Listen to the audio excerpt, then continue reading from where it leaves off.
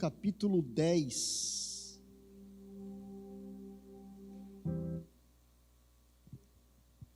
Versículo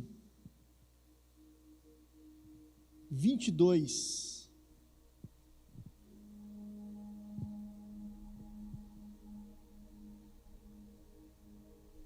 João capítulo 10, versículo 22.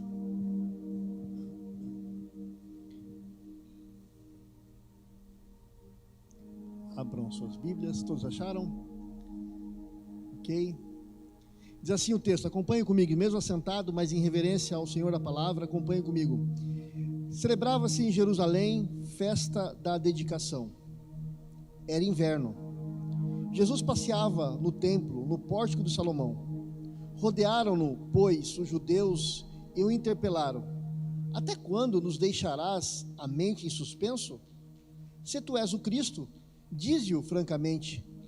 Respondeu-lhe Jesus: já vos disse, e não credes.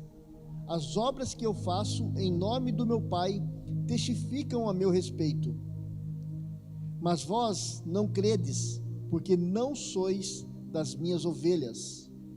As minhas ovelhas ouvem a minha voz, e eu as conheço e elas me seguem. E eu lhes dou a vida eterna. Jamais perecerão, e ninguém as arrebatará da minha mão. Aquilo que meu Pai me deu é maior do que tudo, e da mão do meu Pai ninguém pode arrebatar. Amém? Feche seus olhos. Obrigado a Deus pela tua palavra bendita e poderosa. Que nessa noite o Senhor, ó Pai, venha falar aos nossos corações da maneira que só o Senhor sabe falar com cada um. Que essa palavra, Deus, faça com que cada irmão possa receber a orientação do Senhor, de modo que nós possamos praticá-la, Seu Deus, e não apenas ouvi-la. Que o Senhor, ó Pai, abra nossa mente e os nossos corações para compreendermos a sua voz. Espírito Santo de Deus, ajuda-me nessa noite a compartilhar a tua palavra. Em nome de Jesus. Amém e amém. Se tu és o Cristo. Meus irmãos, o texto começa falando sobre uma festa. O povo judeu é um povo muito festeiro. O povinho que gosta de festa. Eu acho que nós poderíamos ser mais parecidos com eles, né? É um povo alegre, um povo que gosta de festa. E o judeu, ele tinha 3 festas assim importantíssimas que era obrigação todo judeu participar. A primeira festa é a festa da Páscoa. A segunda festa é a festa que é 52 dias depois da Páscoa, conhecida como festa da colheita ou semanas, e também Pentecostes, é a mesma festa. E a última festa é a festa dos tabernáculos, ou então cabanas. Essas festas, os judeus, eles deveriam, todo judeu deveria participar, era uma obrigação. Essa festa que aqui está no texto, é a festa da dedicação, não era uma festa obrigatória, ok? Essa festa era conhecida como festa das luzes, por conta dos óleos queimados que tinha. Também é uma festa chamada Hanukkah, que é a festa da dedicação. E essa festa, meus irmãos, ela era uma festa local, porque era uma festa que reedificava o templo, que lembrava a reedificação do templo após a profanação dele em 165 a.C. Antíoco Epifanos, rei de Israel, subiu ao trono, ele era grego, e ele começou então uma perseguição aos judeus. E tudo que diz respeito à religião judaica, ele se posicionava contra. Ele acabou com muitas coisas. E ele profanou o templo. O que ele fez? Todo mundo sabe que o judeu acha o porco um animal impuro. Antíoco Epifano, ele sacrificou um porco no altar do Senhor, e ainda pegou o seu sangue e aspergiu em todo o templo, para ficar realmente profanado. Mas, irmãos, a história conta que Antíoco Epifano, ele morreu de câncer, numa situação muito desagradável. E alguns historiadores dizem que essa morte dele foi proferida em Daniel, capítulo 11, versículo 45, quando Deus diz que não haveria mais jeito para ele. E eu fiquei pensando, né? Como é terrível cair na mão de um Deus irado, porque de Deus não se zomba, não se brinca com Deus. Deus, ele ama todos, mas ele é contra todos aqueles que se levantam contra ele. E todas as pessoas na história que se levantaram contra Deus sentiram a mão pesada desse Deus. Nabucodonosor se achava o melhoral, o maioral, se achava o grande rei, nada e ninguém podia fazer nada. Virou um animal, cresceu pele e unhas e foi rastejando como animal durante 7 anos, até que então a sua consciência se redobrou e ele adorou a Deus dizendo: Deus é grande. Herodes, no momento de glória, as pessoas olhavam para ele e viam como anjo. Em vez de ele dar glória a Deus, ele se exaltou. E a Bíblia diz que ele foi comido de bicho, de dentro para fora. De Deus não se zomba. As pessoas os incrédulos acabam zombando de Deus, zombando dos cristãos, zombando de pessoas. Mas Deus, meus irmãos, Ele é um Deus vivo, e é Ele que vai à frente dessas situações. A partir do versículo 24, os judeus então rodearam a Jesus, e eles fazem uma pergunta que é: Eisu ei ó Christos, se tu és o Cristo, diga-nos. Essa é a dúvida deles, e essa é a dúvida de muitas pessoas hoje. Será que é de Deus ou será que não é de Deus? Será que Jesus Cristo, Ele é realmente Deus, ou é uma invenção da religião para me assegurar aprisionado? Algumas pessoas pensam assim.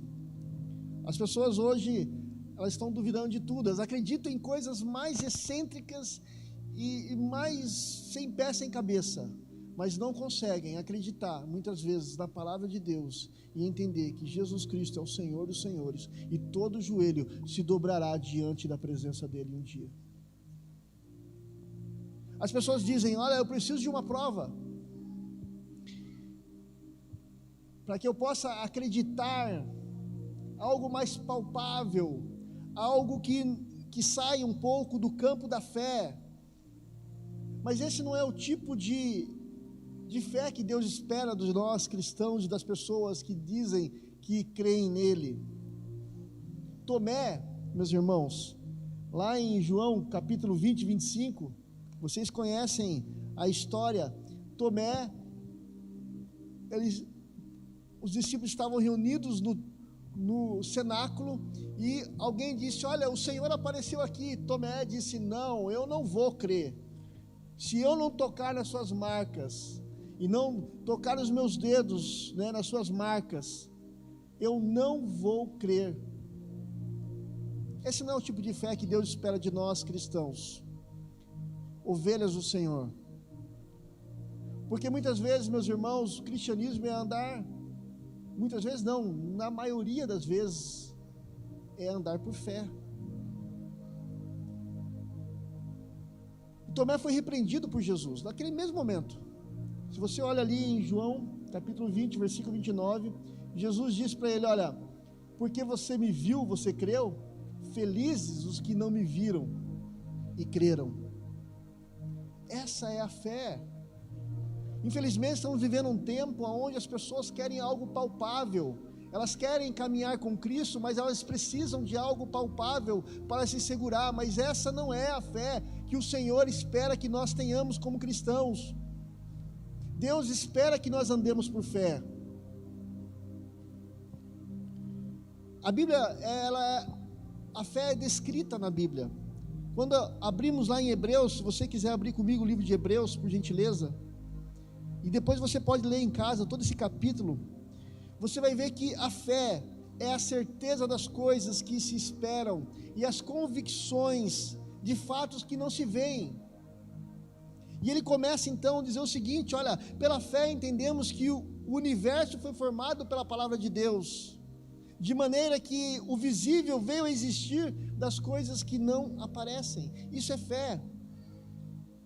A ciência tenta explicar isso, tenta explicar aquilo, mas o fato, meus irmãos, que aquele que ama Jesus precisa colocar a sua fé em prática. Diz o texto que Abel ofereceu a Deus, pela fé, Abel ofereceu a Deus o mais excelente sacrifício que Caim.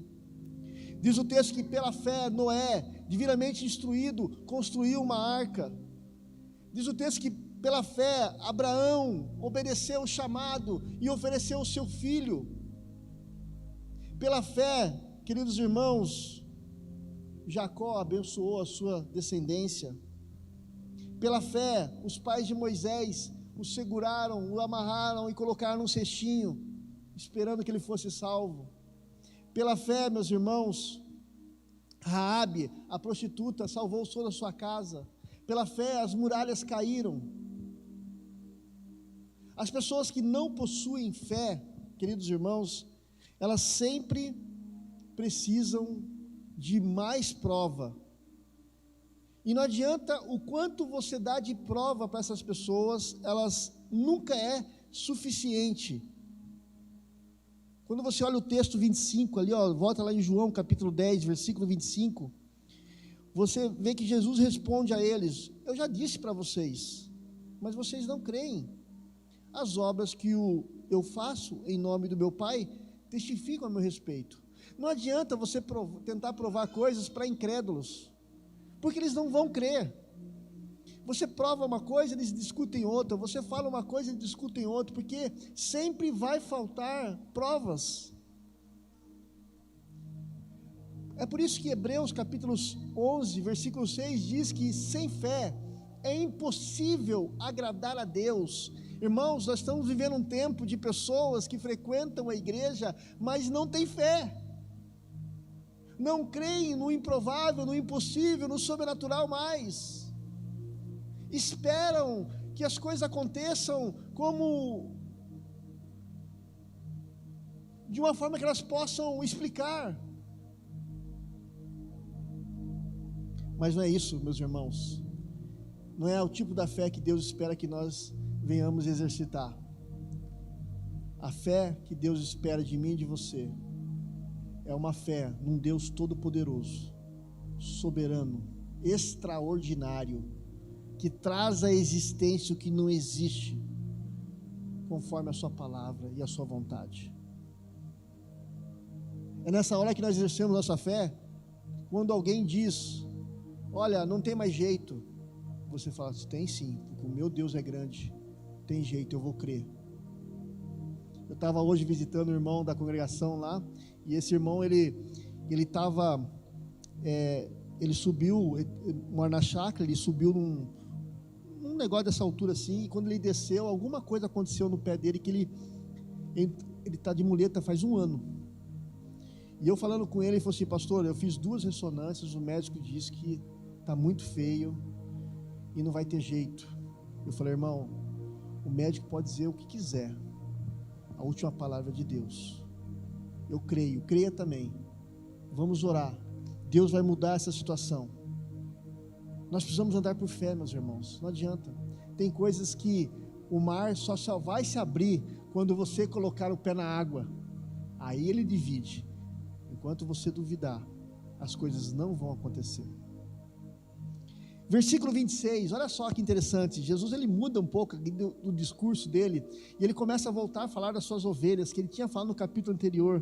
né, que Ele é a porta das ovelhas, Ele é o aprisco, e Ele, no versículo 26, Ele fala sobre uma coisa que é muito cara para nós presbiterianos. Ele vai falar sobre a eleição.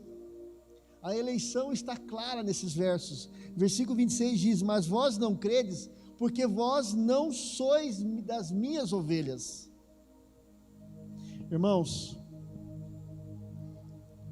alguns são de Deus, outros não.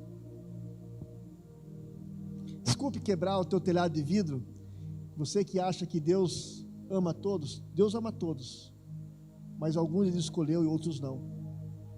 Alguns Ele fará vasos de honra e outros para desonra. São escolhidos da mesma forma, mas para um fim diferente. E alguns são chamados para a vida eterna, outros para a morte eterna. Alguns são chamados para o céu, outros irão para o inferno. E o que distingue essas pessoas, essas ovelhas? Será que as suas roupas as distinguem? Não. Será que por elas se serem líderes das suas igrejas, isso faz delas ovelhas do Senhor? Não. Será que por elas conhecerem as Escrituras farão com que elas sejam ovelhas do Senhor? Não. Será que porque elas então vão na igreja e frequentam, são aquelas pessoas compromissadas? Também não. Será que então por conta que ela tem dons magníficos, elas são escolhidas do Senhor? Não. Tem um texto que diz, meus irmãos, que algumas pessoas chegaram para o Senhor naquele momento e disseram: Senhor, em teu nome nós expulsamos demônios, em teu nome nós fizemos milagres e maravilhas. E Jesus olha para aquelas pessoas e diz: olha, eu não vos conheço, apartai-vos de mim. O que distingue então, meus irmãos, essas pessoas, aqueles que são escolhidos e os não escolhidos? O texto diz: as minhas ovelhas ouvem a minha voz e me seguem. Ouvem e colocam em prática, obedecem. E há dois tipos de chamados aqui: o chamado externo, que é o dos ouvidos, e o chamado do coração. Você sente, o Espírito Santo confirma com o teu espírito que você é filho de Deus. Mateus capítulo 22, versículo 14 diz: pois muitos são os chamados, mas poucos são os escolhidos. O chamado externo, os ouvidos, muitos podem ouvir, mas o coração, apenas aqueles a quem Deus designou. E eu fico assim extremamente impactado, meus irmãos, com essa verdade, porque eu e você fazemos parte disso. Poderíamos estar em qualquer outro lugar, poderíamos fazer qualquer outra coisa, mas o Senhor um dia olhou com olhos de misericórdia para mim e para você e nos alcançou. O versículo 26 diz que vocês não credes, falando para os fariseus, mas vós não credes porque não sois as minhas ovelhas. Só quem crê, meus irmãos, só pode crer, meus irmãos, se você for ovelha do Pai, se o Pai te alcançar. A própria fé que nós temos não vem de nós, é uma fé que Deus coloca no nosso coração. Não tem como crer em Deus se o Deus não colocar essa fé em nós. João capítulo 6, 44 diz: ninguém pode vir a mim se o Pai que me enviou não o atrair. O fato de você ter fé, querido irmão, é já um sinal de uma escolha bendita de Deus. E há pessoas que parecem ovelha, há pessoas que se comportam como ovelha, as pessoas que se falam como ovelha, mas em seus corações há apenas incredulidade e desobediência. No meio da igreja, no seio da igreja. E é por isso que Jesus então proferiu aquela parábola a parábola do joio e do trigo.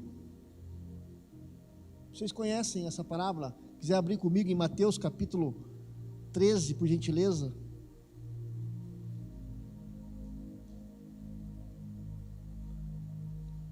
Mateus capítulo 13, versículo 28 e 29.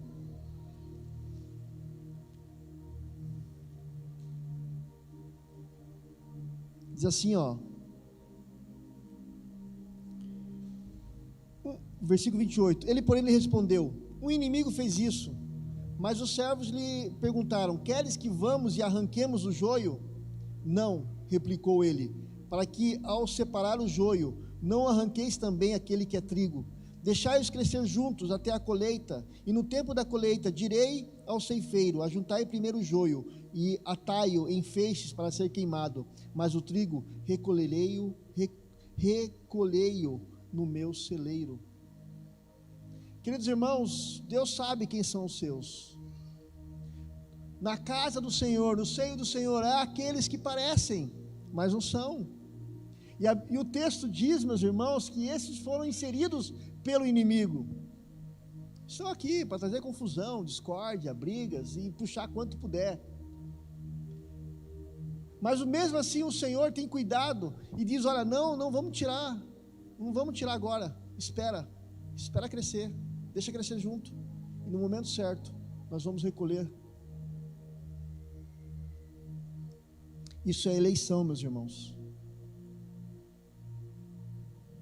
Versículo 27, acompanha comigo, lá de João, volta lá em João.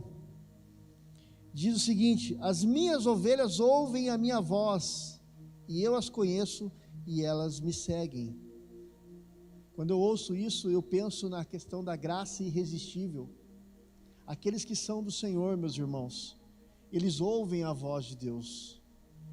Não tem como eles não ouvir a voz de Deus, porque é algo irresistível. Sabe aquele folheto que um dia alguém entregou para você e você leu, e aquilo aqueceu seu coração e fez que você fosse para a igreja? Sabe aquela situação que você passou difícil, que aproximou você na igreja? Sabe aquela situação, aquele testemunho que você ouviu, aquela palavra poderosa que fez você abrir os seus olhos e fez com que você chegasse e viesse então a se curvar diante do Senhor? Tudo isso, meus irmãos, são sementes que o Espírito Santo de Deus, sementes divina, para despertar no teu coração, para que um dia então você, ovelha, ouvisse a voz do Senhor, porque essa chamada é irresistível. E essas ovelhas do Senhor, o texto diz que elas são conhecidas pelo pastor das ovelhas. Jesus Cristo conhece cada um. Quando nós lembramos de Pedro, né? Pedro diz que Jesus olhou para ele e disse: você é Simão, filho de João. Jesus conhecia João. Jesus conhecia Pedro. Jesus também conhecia Zaqueu. Estava passando uma da árvore, Jesus olha para cima: Zaqueu, desce depressa, que importa-se que eu vá à tua casa. Jesus conhece você também. Jesus conhece a sua vida, porque você pertence a Ele. 2 Timóteo capítulo 2, 19 diz: entretanto, o firme fundamento de Deus permanece inabalável e selado com esta inscrição: o Senhor conhece quem lhe pertence. Deus conhece a sua vida. Não ache que as coisas que acontecem com você é porque Deus já desistiu de você, ou você está, ou Deus não se importa com você. Deus conhece as suas ovelhas, sabe do teu coração, sabe da luta que você tem tido para buscar uma vida de santidade. Deus sabe o quanto o pecado te entristece, te machuca, e o quanto você quer ser liberto desse vício que te aprisiona. Deus sabe, porque Deus te conhece. E essa graça, meus irmãos, ela nos leva a algo tão importante, que do versículo 28 e 29 fala que é Jesus dizendo: eu lhes dou a vida eterna, que é a salvação. A salvação não é uma conquista por obras, é uma oferta da graça. As ovelhas de Cristo nasceram de novo. As ovelhas de Cristo, elas nasceram do céu.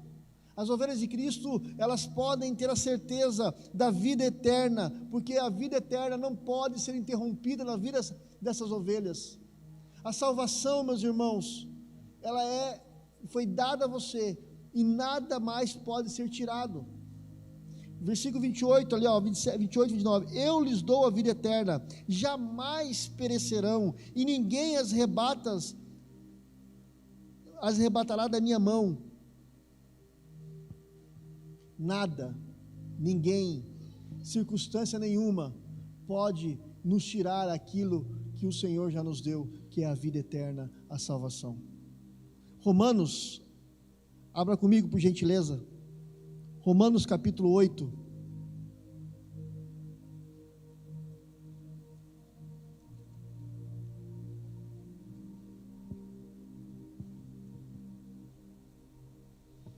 Romanos capítulo 8, versículo 38, ele diz: porque eu estou bem certo de que nem a morte, nem a vida, nem os anjos, nem os principados, nem as coisas do presente, nem do porvir, nem os poderes, nem a altura, nem a profundidade, nem qualquer outra criatura poderá nos separar do amor de Deus que está em Cristo Jesus, nosso Senhor. O cristão, ele precisa ter a certeza da sua salvação. Às vezes eu pergunto para as pessoas: ei, irmão, vai para o céu? Ah, pastor, não sei, né? Não sei. Irmão, precisa ter convicção daquilo que o Senhor já fez na sua vida. Ah, pastor, estou vivendo uma vida difícil, estou em pecado, a situação está difícil. Se você é ovelha, você nunca vai deixar de ouvir esse chamado. Bata o pó, levanta e caminhe novamente, e aprume a sua vida diante de Deus, porque é isso que Deus espera das suas ovelhas. O chamado é irresistível. Nós estamos vivendo tempos difíceis, meus irmãos. As ovelhas estão sem segurança em Cristo.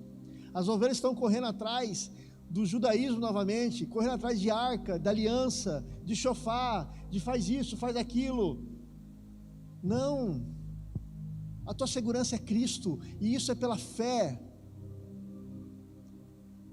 Efésios 2:10 diz que a fé não vem de nós, é dom de Deus, para que ninguém se glorie. O sacrifício de Jesus, ele é perfeito, ele é cabal, é único, é suficiente. Não corra atrás de coisas, corra atrás de Cristo. Busque-o com todo o seu coração. Os tempos são difíceis, a maldade, meus irmãos, está se multiplicando. A Bíblia diz que nos últimos tempos o amor de muitos se esfriarão e a maldade tomará conta, não só da sociedade lá fora, mas dentro da igreja também. E como vamos vencer isso se o nosso coração estiver esfriado?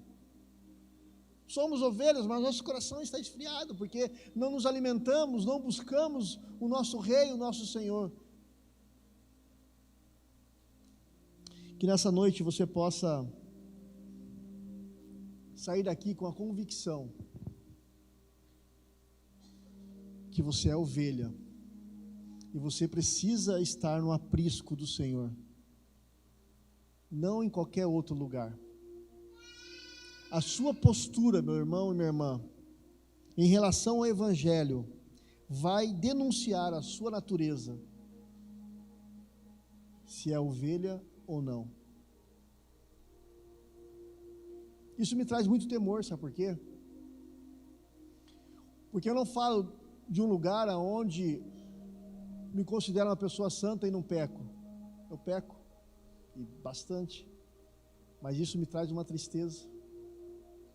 Às vezes eu choro e falo para Deus: por que, Deus, eu não estou conseguindo vencer isso? não é uma coisa que me agrada. Mas quando você leva uma vida como se tudo fosse normal, como se tudo fosse assim mesmo, alguma coisa está errado com o seu cristianismo. Porque o pecado é um obstáculo, não é uma coisa normal na vida da gente. São coisas que a gente vence. Eu queria que você fechasse seus olhos, abaixasse a sua fronte. Eu quero que você se enxergue agora nesse momento. Olhe para dentro de você, olhe para as suas atitudes, para a sua postura e perceba se você tem agido como ovelha do Senhor, se você tem estado realmente compromissado com o pastor, com aquele que é a porta das ovelhas, com o aprisco verdadeiro.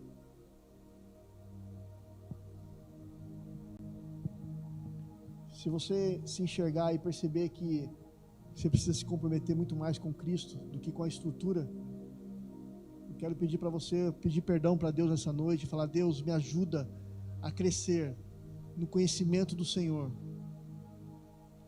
Ajuda-me através do Teu Santo Espírito, ó Pai, a crescer em intimidade contigo, na Tua Palavra, no conhecimento da Tua Palavra, numa intimidade sobrenatural, nos conhecer o Seu caráter, os Seus valores, que isso me mude, me modifique, me transforme, que essa seja a sua oração, meu irmão, porque tempos difíceis virão, e apenas aqueles que estão centrados, que permanecem realmente na presença de Deus, conseguirá vencer as batalhas que se levantarão dentro da igreja, na sociedade.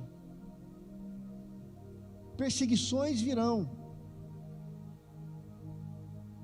e para você vencer essas perseguições, você precisa estar firmado com Cristo.